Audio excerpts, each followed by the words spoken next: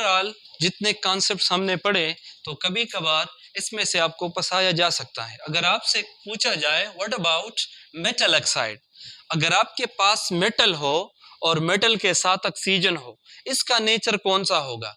या non metal हो और इसके साथ ऑक्सीजन हो, उसका नेचर क्या होगा?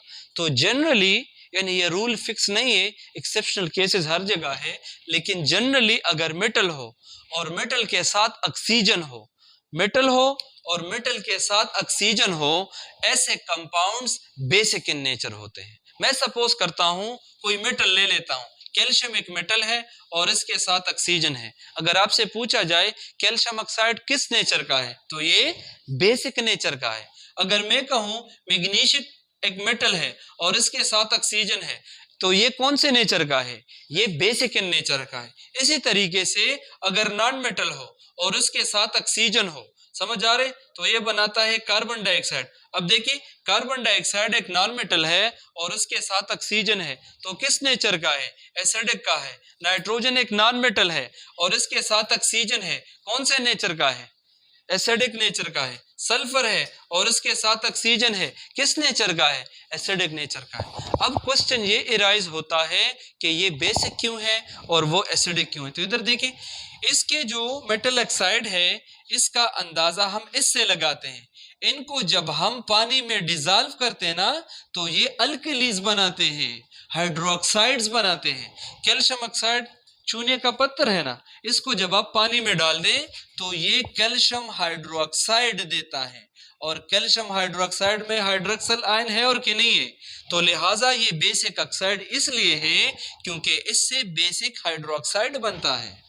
यानी इसकी अपनी नेचर ये है कि ये हाइड्रोक्साइड देता है, लिहाजा ये बेसिक इन नेचर है। ये जो नॉन मेटल ऑक्साइड है ये एसिडिक इन नेचर क्यों है? यू रिमेंबर क्लास 10 केमिस्ट्री जिसमें आप लोगों ने पढ़ा था एसिड रेन का टॉपिक, कि अगर कार्बन डाइऑक्साइड हो और वो हवा में पानी के साथ रिएक्शन करे तो वो कार्बोनिक एसिड बनाता है, तो इसकी नेचर एसिडिक है। ये जब पानी के साथ रिएक्शन करता है एसिड बनाता है। इसके अलावा आपने पढ़ा होगा सल्फर डाइऑक्साइड जब वाटर के साथ रिएक्शन करता है तो सल्फ्यूरिक एसिड बनाता है। नाइट्रोजन डाइऑक्साइड जब वाटर के साथ रिएक्शन करता है तो नाइट्रिक एसिड बनाता है। लेकिन व्हाट अबाउट मेटालाइड्स? शाबाश, अगर मेटालाइड हो और इसके साथ ऑक्सीजन हो तो ये क्या होंगे? अब देखिए, अब पहले तो समझ ले कि मेटल, नॉन मेटल और मेटालाइड में, अच्छा ग्रुप 1 और ग्रुप 2 के जो मेटल्स हैं ना, ये सारे के सारे मेटल्स हैं। लेकिन जब आप ग्रुप 3 में बाज मेटल्स हैं और बाज मेटालाइड्स है, इसी तरह और भी पीरियोडिक टेबल में है, तो आप ऐसे करें, अगर आपके पास पीरियोडिक टेबल है, इन्होंने लाइन लगाया है ऐसे कि ये मेटल्स है, ये नॉन मेटल है, इस तरह की डिस्क्रिप्शन गिवन है कि जो रेड कलर के हैं सपोज वो मेटल है। किसी के पास है पीरियोडिक टेबल? इधर लेकर आए, शाबाश। अच्छा जो बड़ा हो, चले ये बड़ा है, इधर देखिए, शाबाश। इधर देखिए, इन्होंने जरा यहाँ देखिए, बातें ना करें, इन्होंने ये जो लिखा है, इनके सामने लिखा है मेटल्स, ये भी है मेटल्स, ये भी आपके पास है ट्रांजिशन मेटल्स। समझ आ रहे कि नहीं आ रहा? लेकिन इनमें से कुछ ऐसे एलिमेंट्स हैं जो मेटालाइड्स हैं, तो इस पीरियोडिक टेबल में तो वो लाइन नहीं है, लेकिन ये लाइन यहाँ से स्टार्ट होती है। अब देखिए, बोरान ये वाला इस तरह आ जाए, फिर ऐसे आ जाए, फिर ऐसे सेलेनियम जो है फिर इस तरह से आ जाए, तो ये सारे मेटालाइड हैं। लेकिन अभी यहाँ पे नजर नहीं आता। अगर कोई और पीरियोडिक टेबल आपके पास है, इन्होंने डिस्क्रिप्शन दी होगी। सपोज बोरान है तो बोरान एक मेटालाइड है, इसमें भी नहीं है, इधर दे दे। अच्छा चले, मैं एक पीरियोडिक टेबल लेकर आ जाऊंगा, उसमें इधर देखिए, उसमें इन्होंने ऐसे एक लाइन लगाया है, जरा यहाँ देखिए यार, बातें ना करें, इस तरह की एक लाइन लगाई है।